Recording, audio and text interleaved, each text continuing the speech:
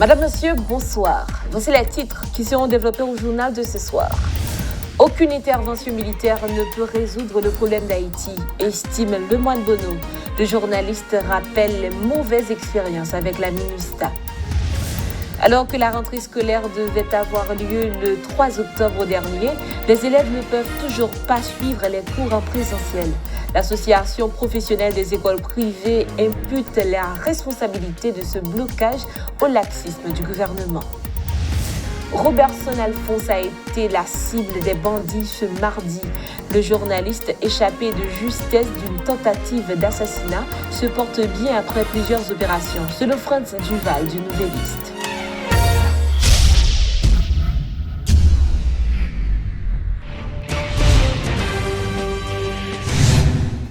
Aucune intervention militaire ne sera favorable à Haïti, selon le journaliste Lemoine Bono.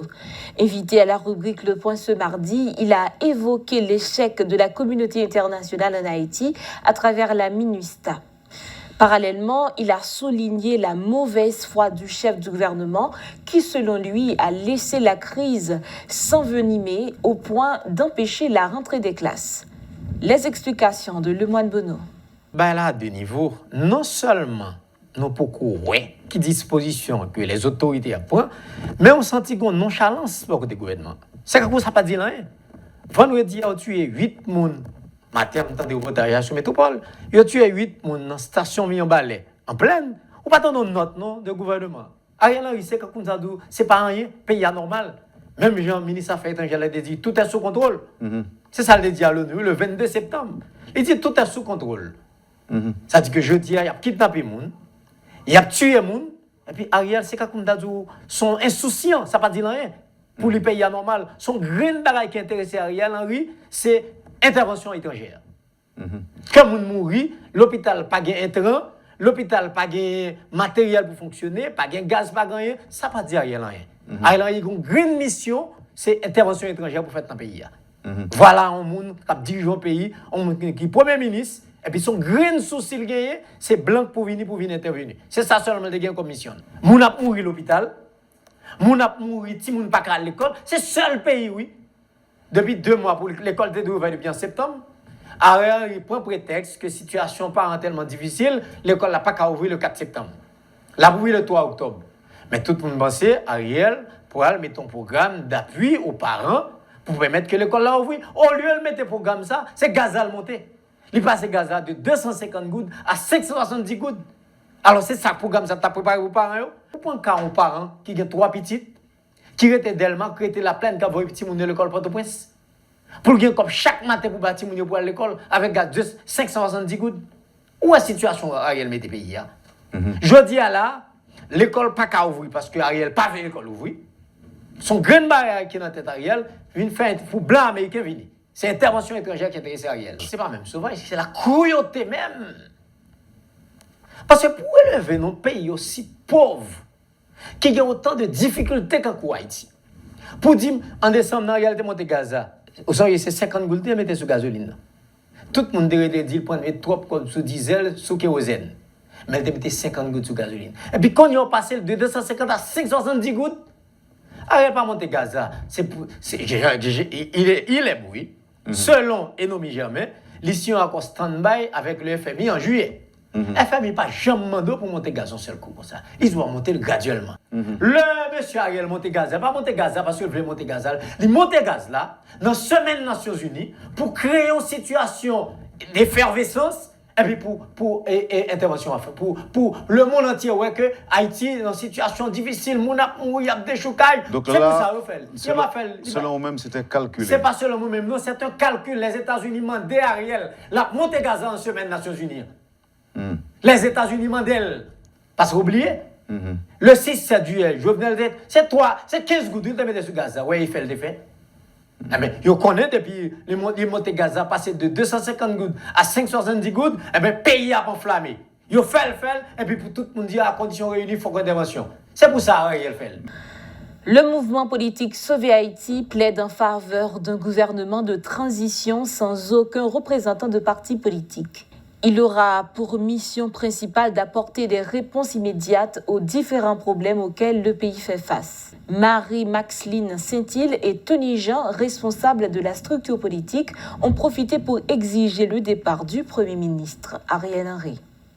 Nous, désalinistes, désalinement, peuple atypique l'a déclaré que tout accord, désaccord, sans accord échoué. Puisque les politiciens ont échoué dans tout sens, ils ne sont pas capables de venir avec aucune solution durable pour le pays.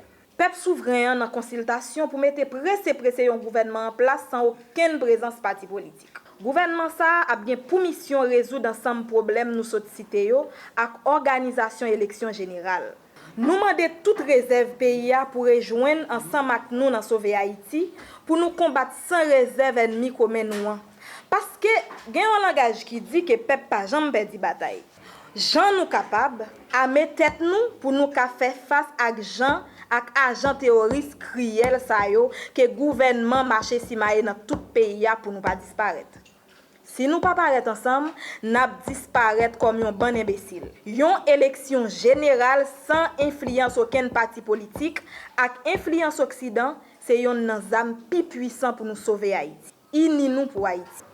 Mouche Ariel Henry, premier ministre de facto pays Haïti, qui accusé dans la mort ancien président Jovenel Moïse, pas gain aucun droit légitime ni autorisation légale pour signer rien dans non peuple haïtien.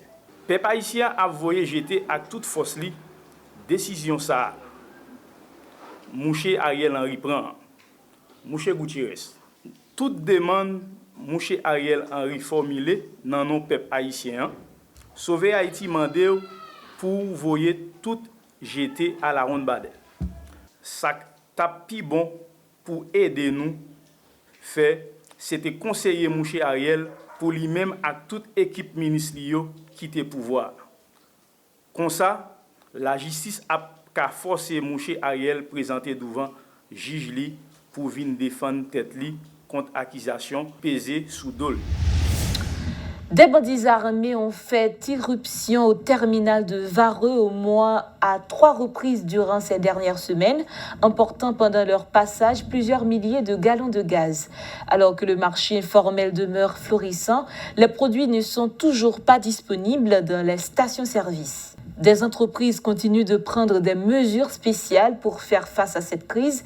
Seuls les revendeurs sur les trottoirs ne semblent jamais être en rupture de stock. Où achètent-ils ces produits pétroliers? Comment fonctionnent-ils? Les détails dans ce reportage de Richie Fortuné.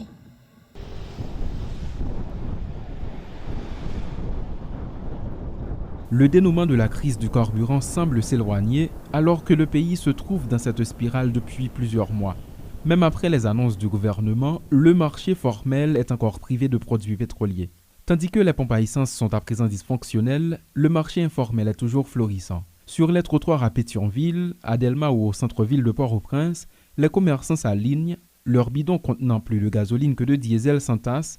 Ils sont tous à l'affût de clients qui ne se soucient guère de se procurer le liquide au prix fort. Non, bah, on vient de 34. Oh, et 4,60 m'a acheté lui. Non, je viens de là. Moi, je vais aller loin. Mais diesel? Non, bah, c'est gasoline ou gagne? Oui, gasoline. Comment bon gallon? $500. À la vérité, depuis le début de cette crise, ce petit commerce n'a jamais chômé. Ils sont de plus en plus nombreux à s'adonner à cette activité rentable. Cependant, le chemin pour s'en procurer est épineux. Selon des détaillants rencontrés sur place, ils nous racontent le processus d'achat. Bien caso, bien thé noir. Caso vend 4,60. Thé noir, il vend 500. Après ça, et cafou marasa. Après ça, quoi, les bouquets tout même genre. Au tal là, mal là là. Son mais si maintenant la fin vendre mal. Vous pouvez boire lâcher là pour travailler là. Vous allez boire là pour vous. Voilà chaque 4,50. Pour pallier cette nouvelle réalité, de nombreuses entreprises ont décidé de fermer leurs portes jusqu'à nouvel ordre, pendant que d'autres annoncent la réduction du nombre d'heures de fonctionnement. Ces entreprises-là continuent-elles à fonctionner avec leurs réserves, ou du moins sont-elles sur le point de fermer définitivement faute de carburant? Des questions préoccupantes et qui ne laissent présager rien de bon.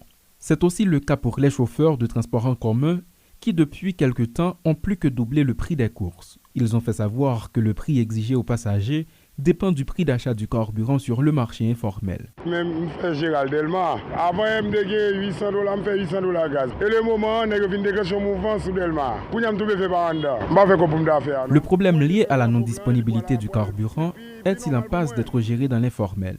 Durant ces dernières semaines, des bandits ont fait irruption au moins 3 fois au terminal Vareux et ont apporté à chaque reprise une quantité importante de produits pétroliers. Croix-des-Bouquets, Jérusalem, Simon-Pelé sont entre autres les lieux privilégiés par les détaillants pour s'acheter le précieux liquide.